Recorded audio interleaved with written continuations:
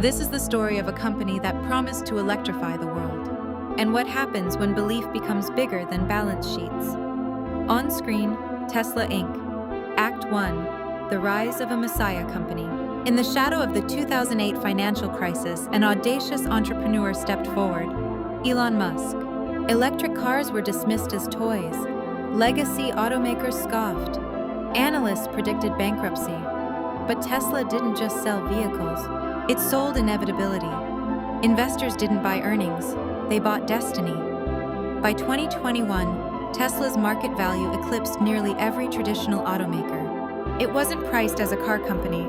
It was priced as the future of artificial intelligence, the king of autonomous driving, the backbone of the clean energy revolution, a robotics empire in waiting. Wall Street stopped asking, "How many cars?"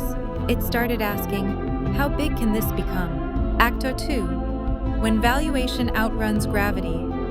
The numbers became surreal. Price-to-earnings ratios stretched beyond historical norms. Expectations compounded faster than factories could be built. And that's the quiet danger of exponential narratives. They require exponential performance. But manufacturing is not software. Factories do not scale at the speed of hype. Act 3: The Fracture. Then the cracks widened. Full self-driving remained unfinished. Global competition intensified, especially from aggressive Chinese EV makers. Price cuts began slicing into profit margins. Demand growth cooled as interest rates climbed. The market, once intoxicated by vision, sobered up. Growth is slowing, analysts whispered. And in financial markets, whispers become avalanches. Act 4: The Collapse. It didn't happen in a single day. There was no dramatic bankruptcy filing. No factory gates chained shut. Instead, it was slower, colder. Institutional investors reduced exposure. Multiples compressed. Retail enthusiasm faded. The stock fell. The market cap shrank by hundreds of billions. Not because Tesla stopped existing, but because the future was no longer priced as infinite.